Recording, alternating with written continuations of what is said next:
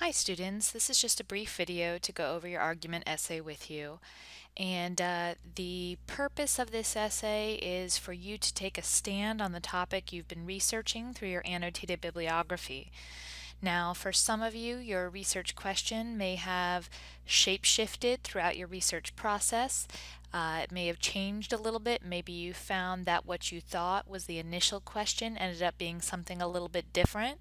For instance, maybe you started with a question of, you know, is animal testing ethical?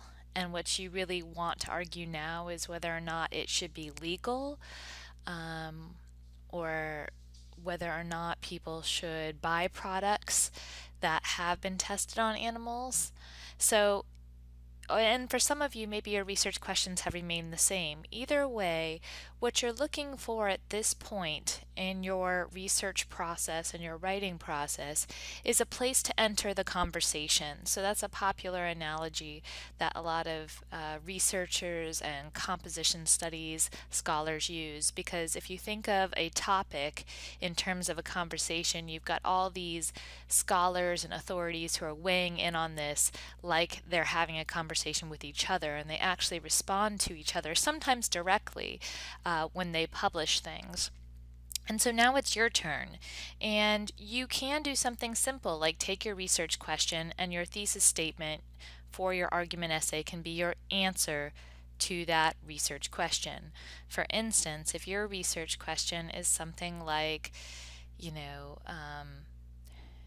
do Disney films promote stereotypes, gender stereotypes, then, and you think that they do, and you want to argue that they do, and that's problematic, well, then that's fine. Maybe that's your question, and then your thesis is Disney movies often promote gender stereotypes. Um, so it might be that simple as far as what your purpose for writing is. Or you may have found, like maybe your research question was something like, uh, should police officers wear body cameras? And you found that really, body cameras, they're kind of a side issue. They're just a way to deal with the problem of police brutality or sometimes perceived poor police reputation in different areas, or to protect police and protect citizens. But you think that the more important issue in your research is racial profiling among police officers. And so you've decided that's where you want to weigh in, and you want your thesis to argue something about how there needs to be more training, diversity training when it comes to police officers and racial profiling, or something along those lines. So you first want to think about, what your stance is going to be on your research question, what your purpose is going to be in your argument essay. That's important to know going in. And you're going to think about the research you already have to support that position. Do you have enough? So once you form that position, I would suggest writing it down, and there is an assignment where you're going to work up to that and do something like that. And then talk about how you would, what audience would you want to target with this message, and how would you persuade that audience? So, if you are arguing that animal testing should be illegal, who do you want to talk to? Do you want to talk to people who really don't think about animal testing as being part of their shampoo choice, or people who maybe are taking experimental medicines that are tested on by animals? Or with animals, that kind of thing. You probably do not want to choose an audience who is already with you, because then you're preaching to the choir, right? So, what's the point? Unless the point is to motivate them to act. So sometimes authors will choose to argue to a community who is on their side, but only if there's some point in arguing to that community. Like maybe you're trying to be a rabble rouser and you really want people gung ho because you want them to go out and vote for something. So, for instance, there have been past presidential campaigns where different political um, groups feel like, oh, we feel like we have enough registered Democrats or Republicans to vote for our guy, but we're scared they're not going to show up at the polls to actually vote. So then their job becomes not convincing them that their guy, oh sorry, my screen just went blank here. Not convincing their audience that their guy is the best guy, but convincing their audience um, that they should go out and vote, right? That they need to put their money where their mouth is, so to speak, for their person. I like this quotation here: the aim of argument or of discussion should not be victory but progress, because that really harkens to the true spirit of academic argument, which is often different from the argument that we encounter in pop culture or in political circles or in media, where it seems to be the aim of argument seems to be victory. It seems to be talking over the other person or feeling like you get the sharpest jab in or you get the ooh moment.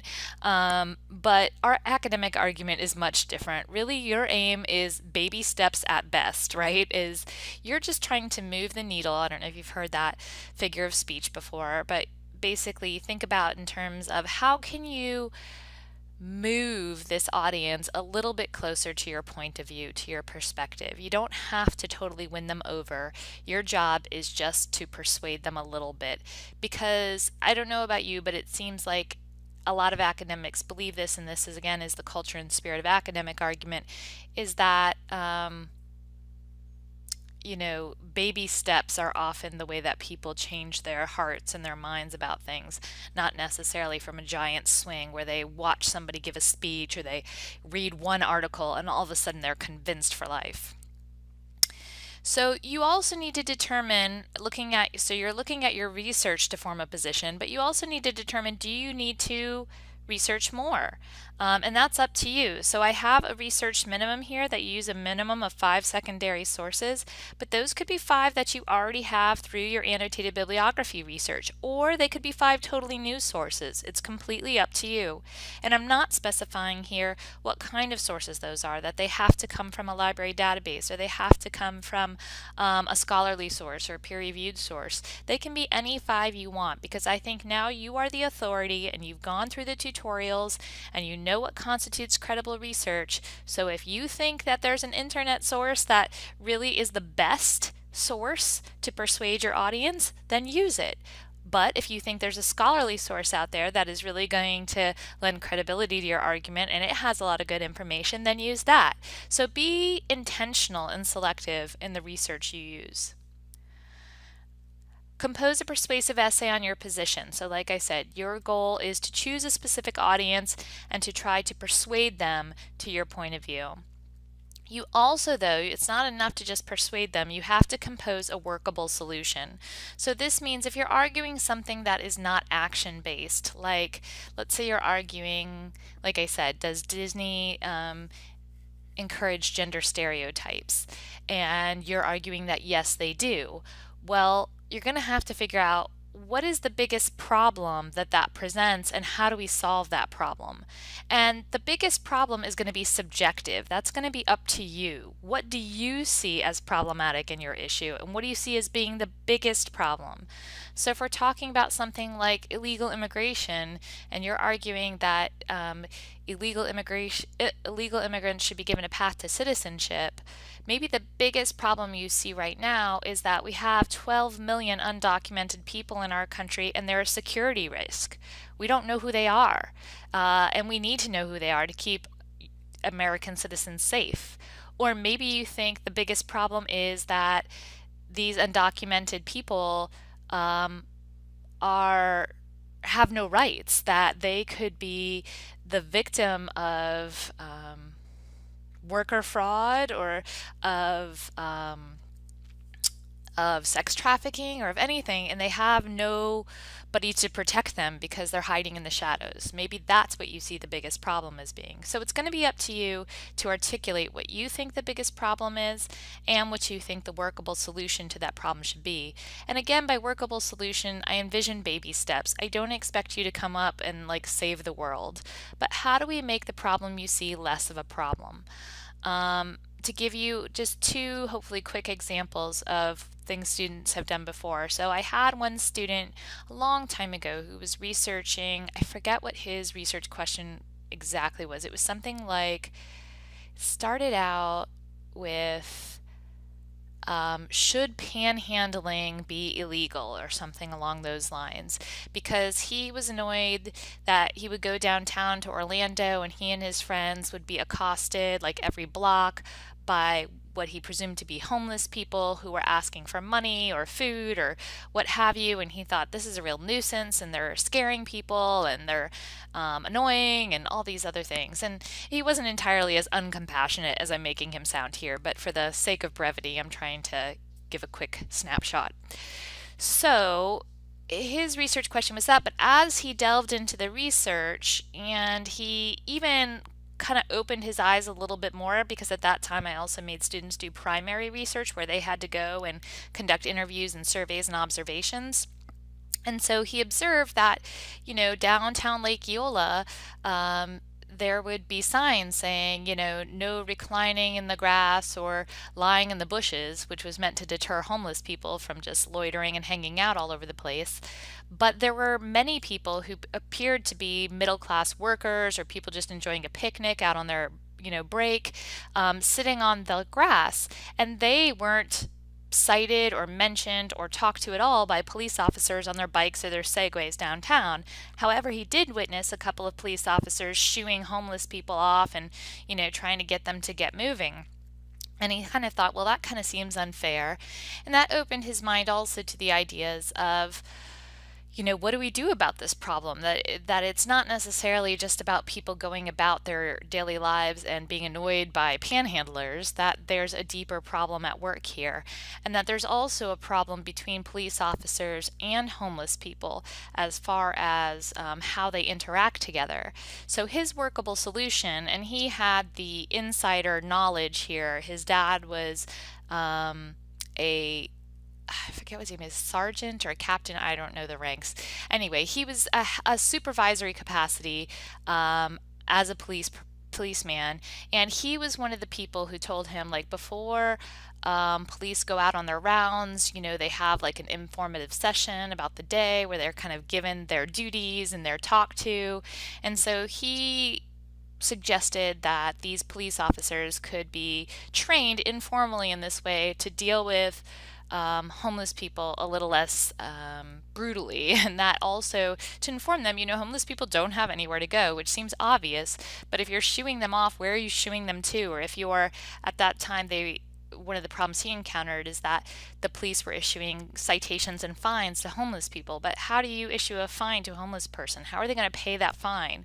And so then they've got a police record, and then they're getting in trouble, and then they're getting picked up by police, and they have no money to get bailed out, and then you're taxing the system by putting this person in jail who is really not threatening anyone. But is just maybe a nuisance to some people. So that is one workable solution. Another example of a workable solution a student came up with was when her research question was something like, how do we encourage more Americans to major in the sciences? Because she found that there was a dearth of science majors that were American, and so all this research pointed to this idea that we would have that America would not be able to compete globally in the 21st century, or to keep up with the global competition against countries like China and India, where they had quite a few. They had a lot of people who were interested in science, computer science, biological sciences, things like that. So anyway, trying to make a longer story short here, is that her workable solution was that or part of her workable solution was that the Pentagon should hire Hollywood scriptwriters to write more movies where scientists were heroes instead of like big buff action guys. And her argument stemmed from a couple of instances she had, research she had found about things like the show CSI, which focuses on forensics chemistry. and how that actually many more people went into the field of forensic chemistry because they got interested in it through watching CSI, which was a very popular show. Dexter also was cited in there. If you've ever seen, that's kind of dark, but forensic science plays a big part in that. And even reaching farther back, that the movie Top Gun, after that, there was a spike in enlistment for the Navy as far as fighter pilots go. Now, I can question the, I don't know, the intelligence or the wisdom of signing up to be a fighter pilot after watching a movie that is your call.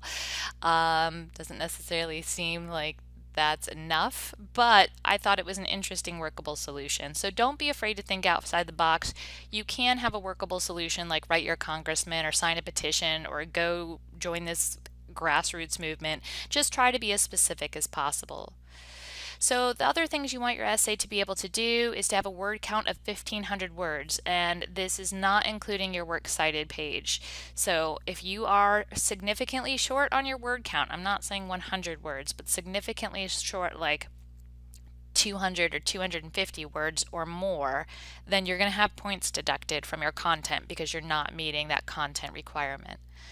You're going to have a first page which identifies your rhetorical context and your thesis statement, and I will try to post an example of what I mean by a rhetorical context page, but this is basically where you identify for me who your audience is that you're going to target. Is this a group that's for you, against you, that's unaware of your issue, and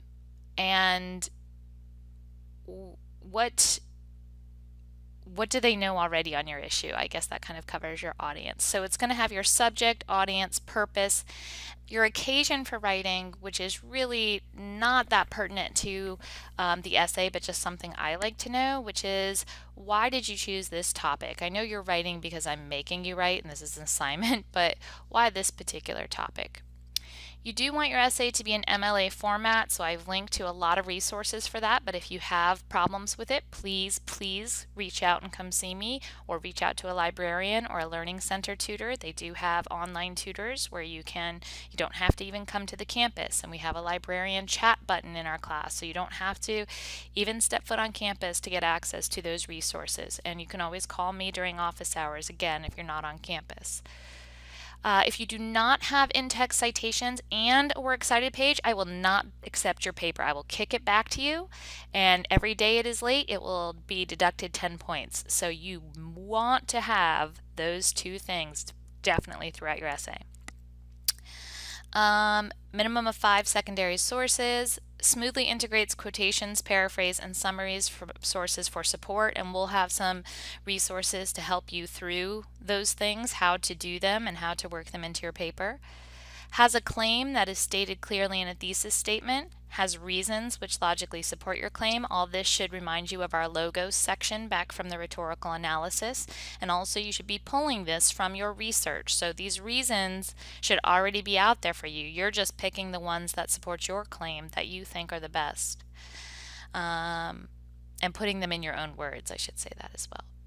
Is based on assumptions that your target audience will likely accept. So a while back I used the example, if you're arguing, this is a very dated example now, but it's very easy to see. If you're arguing something like, gay marriage should be legal, or should be illegal or something, it should not be accepted, and you're arguing it to a group of secular people, but you're using the Bible as part of your evidence, as part of your reasoning, that's likely not going to be accepted to them because the Bible is not something they believe in. It's not a value of theirs. So for you to use that as part of your persuasive technique is not going to work with that audience. It may be persuasive to you, maybe you buy into it, but that doesn't mean it's persuasive to them. So you need to think about your audience and what values they have, what assumptions they're making, and how you can appeal to them. Whether or not you agree with them is not important. You need to see outside of yourself. Includes evidence. So yes, research, but don't just give me reasons. You need facts, examples, numbers, authority statements that support your reasons. And try to vary it up a lot, right? So you don't want to just have, let's say you have something like personal stories. as evidence. That's fine to use, but don't just have personal stories. It'll seem like, you just got these little one person here, one person there kind of evidence. You want to show that there's more depth to it than that. So you want to find some studies that focus on larger numbers of people. Address possible rebuttals by opposing views. So don't forget to summarize the other side and rebut their views. Maybe they have a point in what they're making. You're going to grant, one or two of their points. I wouldn't grant too many, otherwise it's going to seem like, like your side isn't really all that strong. But how do you argue against them? And how much airtime you give the opposing side is probably just going to depend on how much research is out there from the opposing side and who your audience is. If they are the opposing side, then you're probably going to want a very detailed rebuttal of what their current values and objections are and how you think those aren't workable or why you think yours are better. And then finally, arguing for a workable first step towards solving the problem your issue presents, which is what I talked about before. So you're going to submit your final draft with the rhetorical context page, and I said click here for an example. I will make sure to upload an example of a rhetorical context page there. And then, like I said, all essays should be in MLA format. So please reach out if you have any questions or you feel at a loss as to how to complete any of this. Thank you.